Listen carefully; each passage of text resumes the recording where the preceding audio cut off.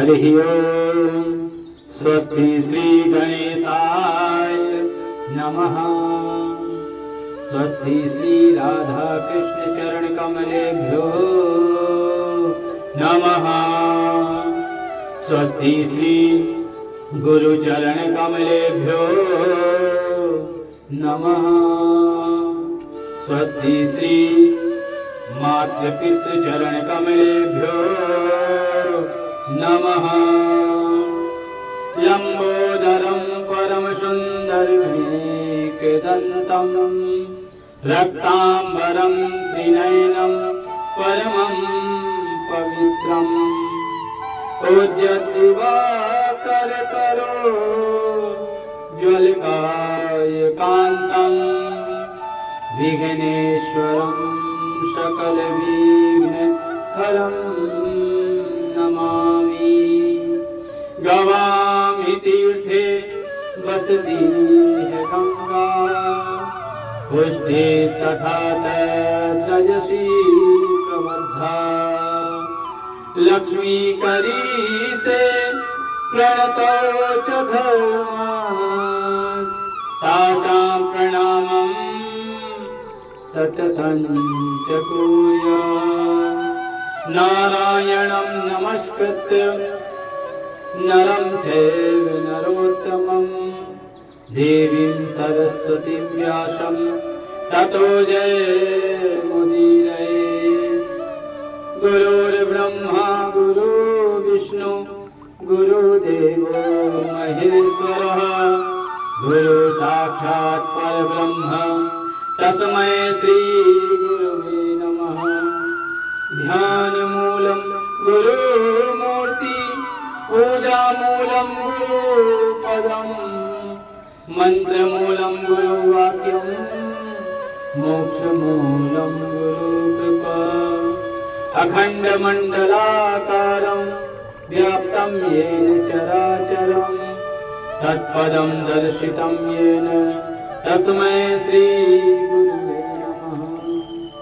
माता रामो मत्पिता रामचन्द्रः स्वामी रामो मत्सखा रामचन्द्रः सर्वेश्वं मे रामचन्द्रो दयालुः नान्यं जाने नैव जाने न जाने लोकाभिरामं रणरङ्गधीरं राजीवनेत्रं रघुवंशनाथं कारुण्यरूपं करुणाकरन्तं श्रीरामचन्द्रं शरणं प्रपद्ये।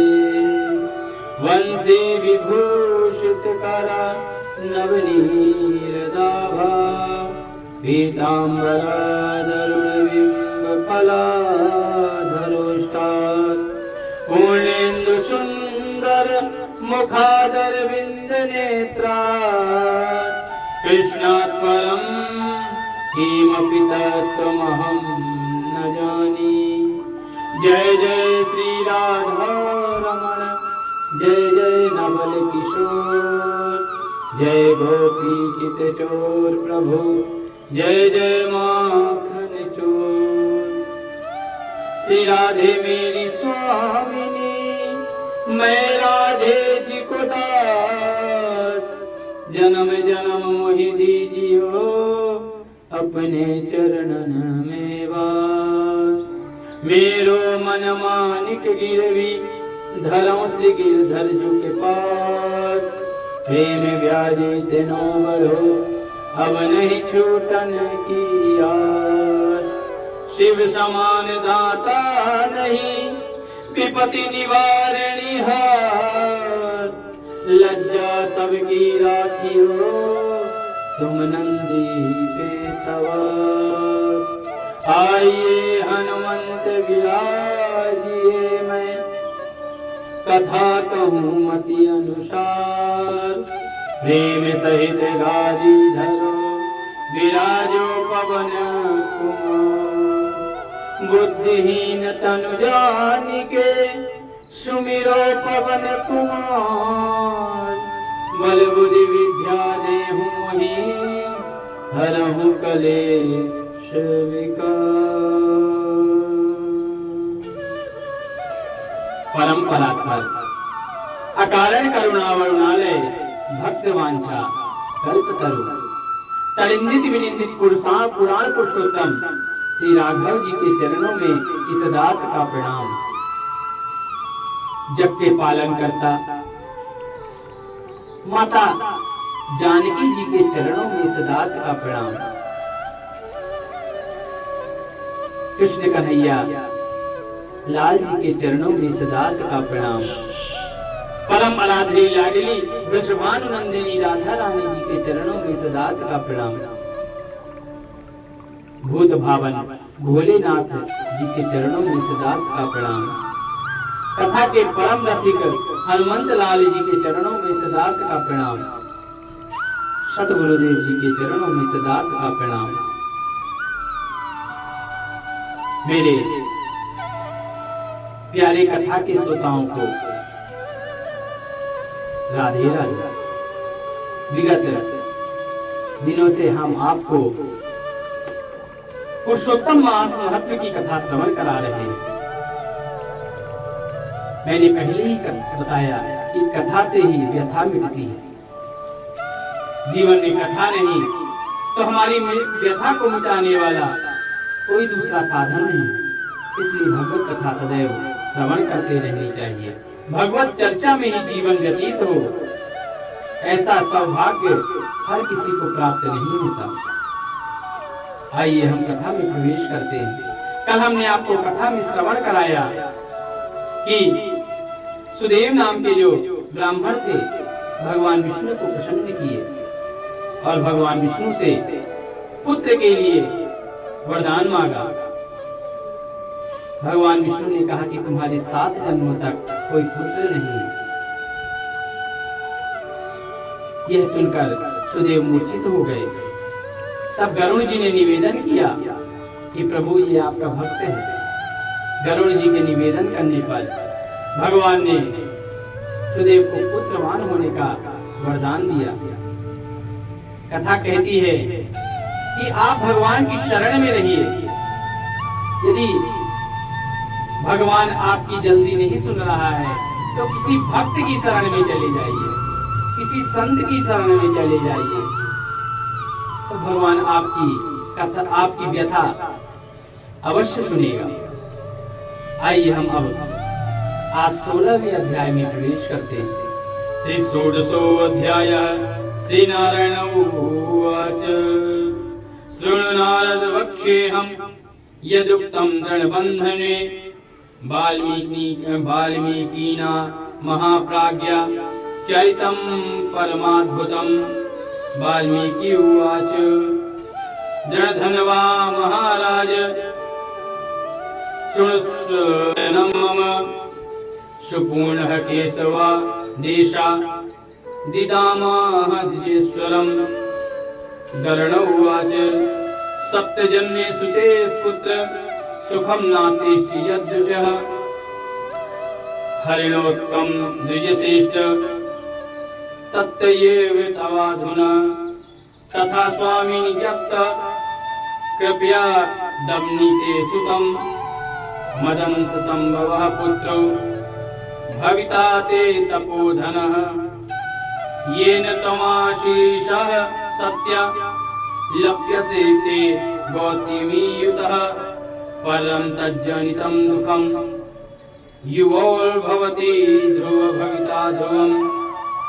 धन्योऽसि द्विजशार्दूल यत्ते जाता हरो मतिः।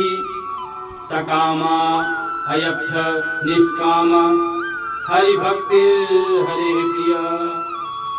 श्री नारायण कहते हैं कि हे महाराज, हे नारद जी, वाल्मीकि जी ने जो परम अद्भुत चरित्र जनवंता राजा से कहा, उस चरित्र को मैं तुमसे कहता हूँ, सुनो। वाल्मीकि ऋषि कहते हैं कि हे जनधनवा, हे महाराज, हमारे वचन को सुनिए। गरुड़ जी ने केशव भगवान की आज्ञा से इस प्रकार ब्राह्मण श्रेष्ठ से कहा। गरुड़ जी कहते हैं कि हे द्विजश्रेष्ठ, तुमको 7 जन्म तक पुत्र का सुख नहीं है। यह जो वचन हरि भगवान से कहा सो इस समय तुमको वैसा ही है। फिर भी कृपा से स्वामी की आज्ञा पाकर मैं तुमको पुत्र दूंगा। हे तपोधन, हमारे अंश से ही तुमको पुत्र उत्पन्न होगा।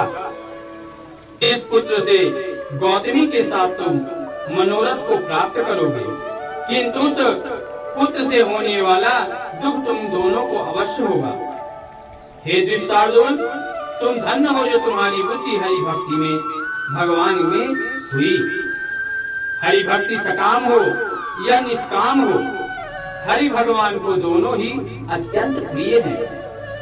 भगवान ये नहीं देखता कि क्या कामना से मनुष्य भक्ति कर रहा है, भगवान तो केवल भाव का भूखा है। मनुष्य का शरीर जल के बुदबुद के समान क्षण भर में नाश होने वाला है। उस शरीर को प्राप्त कर जो हृदय में हरि के चरणों का चिंतन करता है वह धन्य है। इस अत्यंत दुस्तर संसार में तारने वाले हरि भगवान के अलावा दूसरा कोई नहीं है। हे राजन, हे ब्राह्मण, यह हरि भगवान की कृपा से ही मैंने तुमको पुत्र दिया। मन में श्री हरि को धारण कर सुख पूर्वक विचारों और उदासीन भाव से संसार के सुखों को अब तुम भोगो।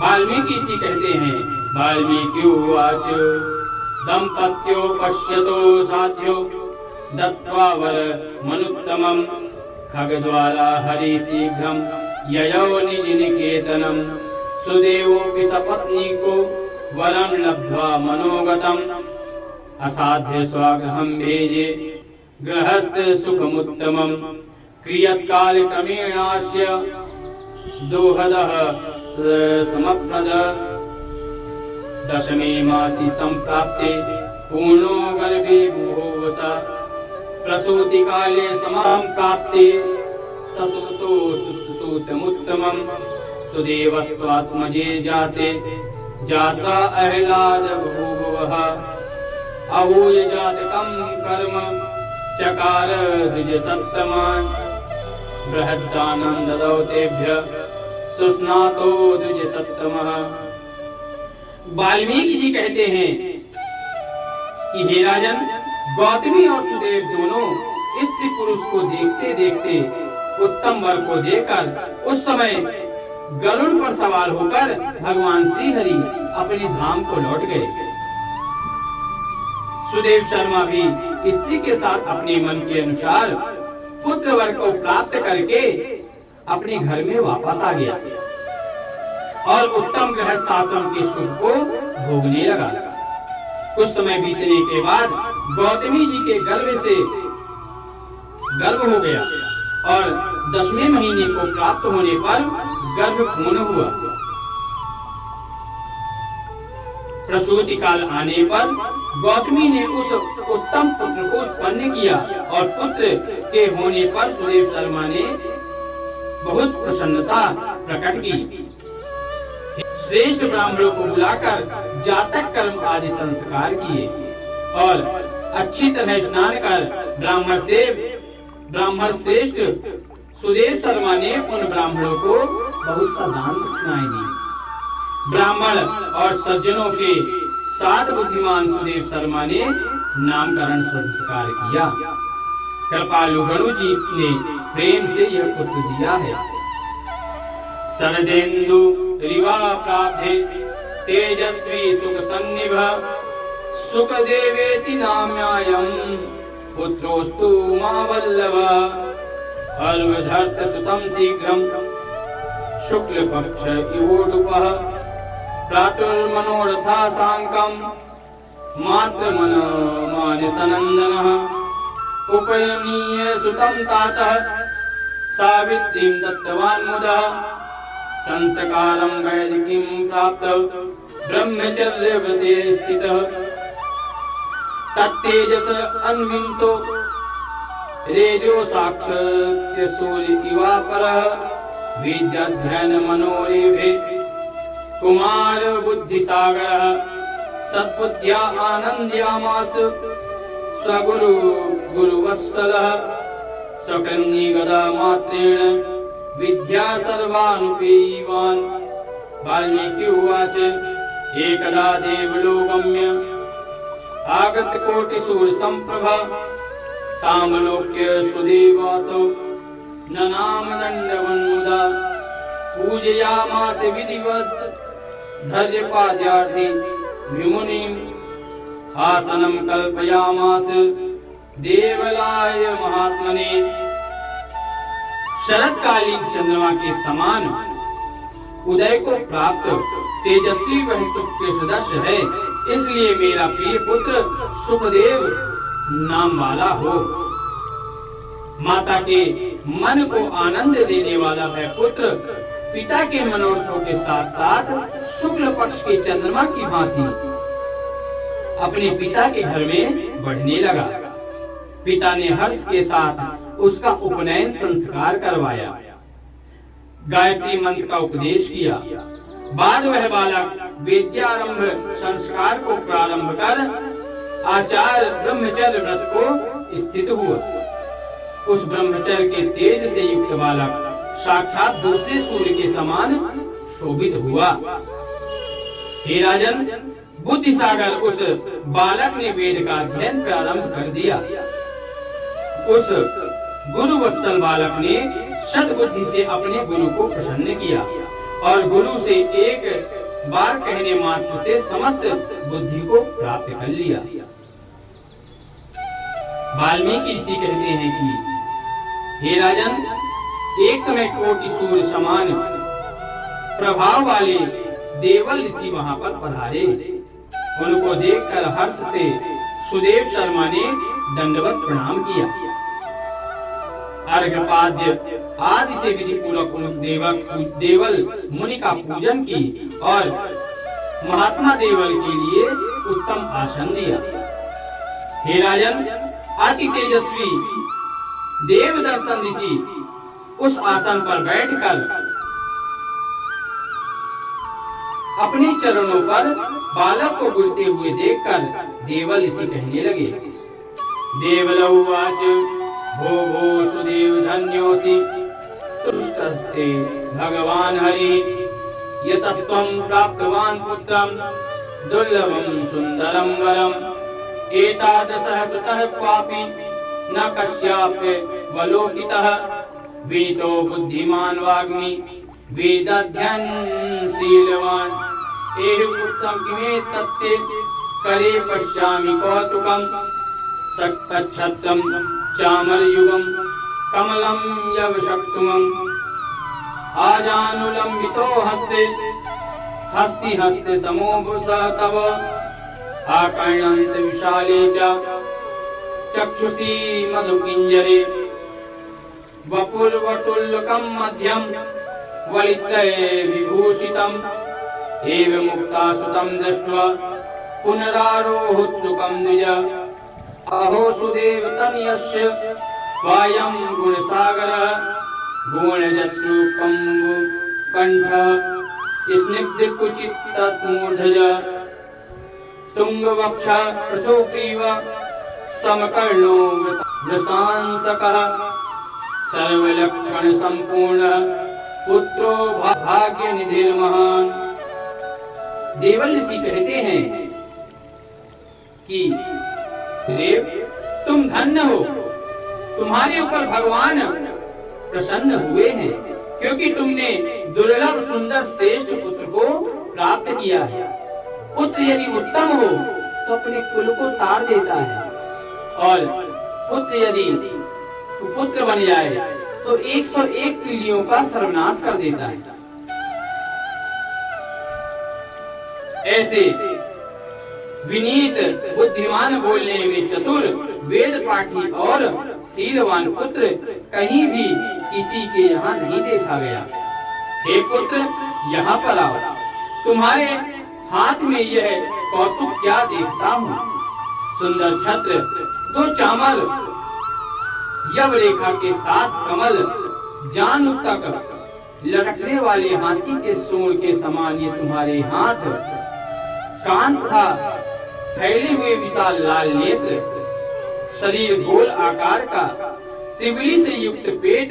इस प्रकार उस बालक के विषय में कहकर उस ब्राह्मण को उत्कंठित देखकर देवल ऋषि फिर बोले, अहो सुदेव, यह तुम्हारा बालक गुणों का समुद्र है, कंधे और कोख का संधि स्थान गूढ़ है, शंख के समान उतार चढ़ाव से युक्त गला वाला है, चिक्कन टेढ़े सिर वाला, ऊंची छाती, लंबी गर्दन, बराबर कान, बैल के समान कंधा, इस तरह समस्त लक्षणों से युक्त यह तुम्हारा पुत्र श्रेष्ठ भाग्य का निधि है।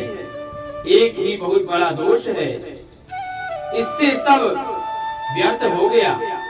इस प्रकार कहकर सिर कांपते हुए दीर्घ श्वास लेकर मुनि कहते हैं, पूर्वमायु परीक्षेत पार्श्व लक्षण मदीसिते निरायुषः कुमारस्य लक्षणो किं प्रयोजनम् सुदेवं तनयोऽयं ते द्वादशे आयने जले मृत्युमीशस्य तस्मात् त्वं शोकं मा कुरु मानसे अवश्यं भागिनो भावा भवत्वेन न संशयः तत्र प्रति विधिर्नास्ति मुमुर्षोर्विभेजसम्।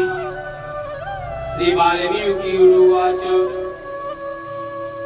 इत्युदीर्य गतो ब्रह्म लोकं देवको मुनि सुदेवः स गौतम्या पपात धरणीतले विललापं चिरं भूम देवलोकं वचः स्मरन् अथ सा गौतमी पुत्र स्वांगमारोग धैर्यतः चुचुम्ब वदनं प्रेम्णा पश्चात् पतिमुवाच सः। गौतम उवाच द्विजराजन कर्तव्यं भीतिर्भाजेषु वस्तुषु नाभ्यां भविता पुष्ट भव्यमेव भविष्यति किं नो दुःखमापन्न नरराम युधिष्ठिरः। प्रथम आयु की परीक्षा करना, बाद लक्षणों को कहना चाहिए। आयु से हीन बालक के लक्षणों से का क्या प्रयोजन है? हे सुदेव, यह तुम्हारा बालक 12वें वर्ष में डूबकर मर जाएगा, इससे तुम मन में शोक नहीं करना। अवश्य होने वाला निसंदेह होकर ही रहता है। मरणासन को औषधि देने से के समान कोई प्रक्रिया नहीं है। भगवान ने जिसके भाग्य में जो लिख दिया है वह होना संभव है।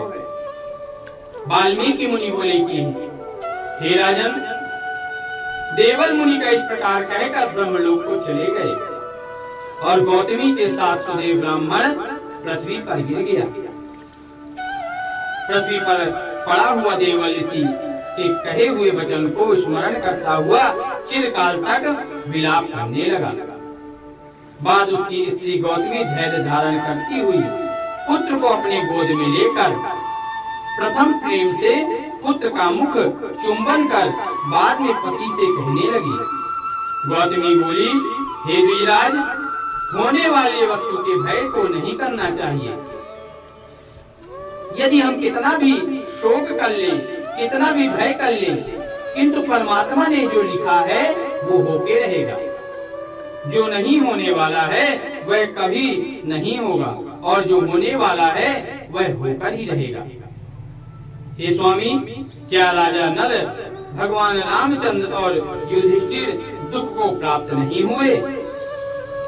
बंधनम बलि राजापि प्राप्तवान यादव क्षयम् हिरण्याक्षो वधं घोरं रणोरपि निर्धमं गतः कर्तव्य बीजं चिरच्छेदं रावणोऽपि तथात्मवान् विरहं रघुनाथोऽपि जानक्यां प्राप्तवान् मुने परीक्षितपि राजर्षि ब्राह्मण मृत्युमाप्तवान् एवं ये भाविनो वाप भावा भव्यन्ते मुनीश्वर अतः उत्कृष्ट ते नाथ हरिभज सनातनम शरण्य सर्व जीवानां निर्माण पददायकम।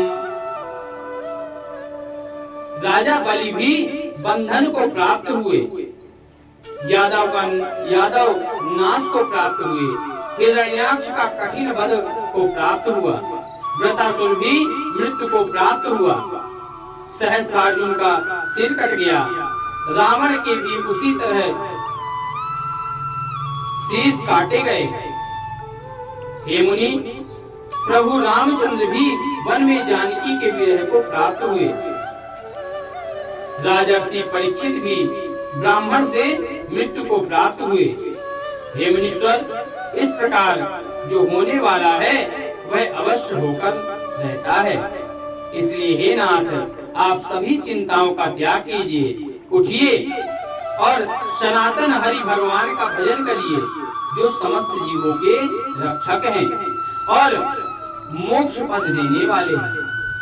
हमारे ऊपर कोई भी संकट आ जाए तो हमें भगवान का भजन नहीं छोड़ना चाहिए, क्योंकि हम जब तक भगवान का भजन करते रहेंगे भगवान हमारे संकट को अवश्य दूर करेंगे। यदि हमने ये सोच लिया कि अरे ये तो होना ही है तो हम क्यों भगवान की पूजा करें, ऐसा नहीं। हम भगवान का भजन करेंगे, भगवान का ध्यान करेंगे, भगवान का स्मरण करेंगे तो भगवान हमारे कष्टों को तत्क्षण समाप्त कर देंगे। इसलिए जब विपदा आ जाए तब भगवान का स्मरण न छोड़िए, भगवान का सदैव स्मरण करते रहिए। कष्ट में भी भगवान का ध्यान करने वाला व्यक्ति कुछ क्षण के लिए ही कष्ट को प्राप्त करता है। कष्ट दुख उसके पास अधिक समय तक टिकने वाला नहीं है। इसलिए जब मन व्यथित हो, जब दुखों से मनुष्य घिर जाए, जब संसार में निराशा रखे, तब हमें भगवान की शरणागति प्राप्त करनी चाहिए। तो हमारे कष्ट, हमारे दुख, हमारी निराशा अल्प समय में ही समाप्त हो जाएगी। वाल्मीकि कहते हैं कि हे राजन, इस प्रकार सुदेव शर्मा ने अपनी स्त्री गौतमी के वचन को सुनकर स्वस्थ हो हृदय में भगवान श्री हरि के चरणों का ध्यान कर पुत्र से होने वाले शोक को जल्दी त्याग दिया।